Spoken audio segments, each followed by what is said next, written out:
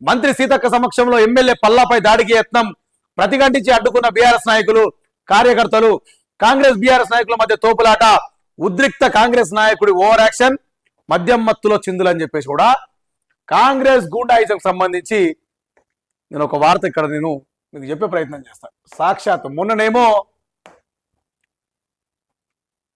ఇక్కడ చూసుకోవచ్చు, జనగామలో కాంగ్రెస్ గూండాయిజం అని ఒక వార్త వచ్చింది కదా. మొన్ననేమో ఎవరు, మల్లు రవి ఎంపీ, కాంగ్రెస్ పార్టీకి సంబంధించిన మల్లు రవి ఎంపీ బీఆర్ఎస్ పార్టీకి సంబంధించి ఎమ్మెల్యేని కొట్టిండు, చేయి చేసుకున్నాడు. ఇక సాక్షాత్తు ఒక ఎంపీఏ ఒక ప్రజాప్రతినిధి ఇంకొక ప్రజాప్రతినిధి చేయి చేసుకున్నాక ఇక వీళ్ళు ఆగే ప్రసక్తి ఉందా? కాంగ్రెస్ వాళ్ళకి ఎట్లుంటుందంటే వాళ్ళకి సంబంధించిన కార్యకర్తలకు బలం వస్తుంది, వెయ్యంలో బలం. సార్ మా ఎంపీ ఎమ్మెల్యేని కొట్టిడు, చాలా మేము దొరికిన వాళ్ళకి కొడుతూనే ఉంటామని చెప్పేసి ఒకటి మైండ్లకు వాళ్ళకు కూడా వస్తుంది కదా. ఇక అటువంటి కథనే ఇది.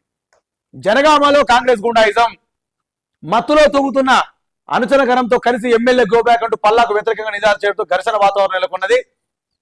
మంత్రి వెంట స్థానిక ఎమ్మెల్యే పాల్గొన్న ప్రతి కార్యక్రమంలో కొమ్మూరి వర్గం నాయకులు ఆయన కుమారుడి అనుచరగణం బీఆర్ఎస్ ఎమ్మెల్యే కేసీఆర్ నిందిస్తూ నినాదాలు చేశారు. దీంతో ఆగ్రహించిన బీఆర్ఎస్ భారీగా చేరుకొని ప్రతి నినాదాలతో కౌంటర్ అటాక్ చేయడంతో ఇరు పార్టీల మధ్య ఇది కథ.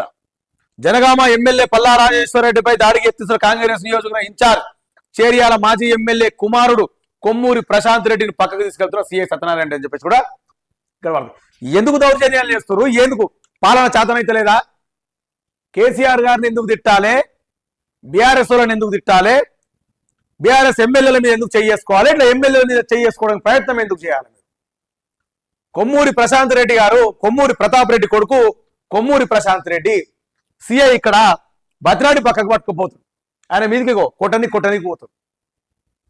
ఒక ప్రజాప్రతినిధి ఒక ఎమ్మెల్యే మీద చేసుకొని పోయేంత ధైర్యం వచ్చిందా మీకు?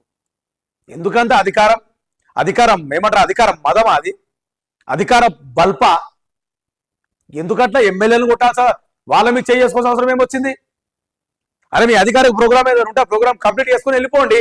ప్రజలకు ఏమైనా చేస్తే మీకు చేసినాం ఆయన అని ప్రజలకు చెప్పండి. వాళ్ళు విన్నారు అనుకో, ఓకే. ఎందుకు అంతగానం అదెందుకు? నేను ఇప్పటికి చెప్పిన 100 సార్లు, ఎవరికి నేను ఇదే మాట్లాడు, ఎవరికైనా సరే ఇది రాజుల పాలన కాదు. ఎవరికైనా సరే ఖచ్చితంగా మంచోడే 5 ఏళ్ళ గవర్నమెంట్ అయితే దిగిపోయిన చరిత్ర చాలా మందిని చూసినాం మనం. తెలంగాణ రాష్ట్రం తీసుకొచ్చిన కేసీఆర్ అంటోడే 10 ఏళ్ళు పరిపాలించిన తర్వాత ప్రజలు పక్కకు పెట్టారు. మీరెంత? మీ కథ ఎంత? మీ సినిమా ఎంత? కొంచెం కూడా మీకు సోయి అనిపిస్తలేదా? లేకపోతే ఏమంటారు అంటే ఎట్లయితే గట్లా మొత్తం మేము రాజులం అయిపోయినా విడా 100 కాదు ఇంకో 1000 ఏళ్ళు మేమే ఏమైనా కులీ కుతుబ్షాల మనక మేమే పరిపాలిస్తాం మొత్తం అని ఆలోచనలు పోతున్నారు. అట్లేమన్నా ఇది రాజుల గవర్నమెంట్ కాదు. ఇది ప్రజలు ఒక్కసారి తీర్పు మళ్ళా మరతబెట్టి ఇచ్చిర్రు అనుకోరి బీఆర్ఎస్ వాళ్ళకు, తర్వాత మీ సిచ్యువేషన్ ఏంది? మీ గుండాయిజం నడుస్తుంది. అప్పుడు తీసుకుపోయి లోపల ఆల్రెడీ కేటీఆర్ చెప్తుండు, నేను మా నాయనంత మంచోని కాదు, మా నాయనంత మంచోని నేను మాత్రం కాదు, 2.0 కాదు మీకు 3.0 బరాబర్ నేను చూపిస్తా అని ఆయన ప్రతి ఒక్క మీటింగ్లో చెప్తూనే ఉండు. ఇక ఎమ్మెల్యే మీదకి ఇంత దౌర్జన్యం వస్తుర్రంటే ఇక సాధారణ బీఆర్ఎస్ కార్యకర్తల పరిస్థితి ఏంది? కానీ ఒక విషయం మీరు మర్చిపోతుర్రు, కొమ్మూరు ప్రశాంత్ రెడ్డి గారు, ఒక విషయం మీరు గుర్తుపెట్టుకోండి బాగా. బీఆర్ఎస్ పార్టీ కార్యకర్తలంటే కూడా ఒక ఉద్యమాల నుంచి పుట్టుకొచ్చిన పార్టీ ఒకప్పటి టీఆర్ఎస్, ఇప్పుడు బీఆర్ఎస్ పార్టీ ఉద్యమం నుంచి పుట్టుకొచ్చింది. తెలంగాణ రాష్ట్ర కళ గురించి పుట్టుకొచ్చిన పార్టీ, గుర్తుపెట్టుకోరు. అది మీలాంటి మీరు ఇక్కడ ఉన్నారేమో నార్మల్ గా సోనియా గాంధీని, ఇందిరాగాంధీని అప్పట్లో ఎదిరించిన మొగోళ్ళం మనం. తెలంగాణ సోనియా గాంధీని కాంగ్రెస్ మెడలోంచి తెలంగాణ రాష్ట్రం తెచ్చుకున్నాం మనం.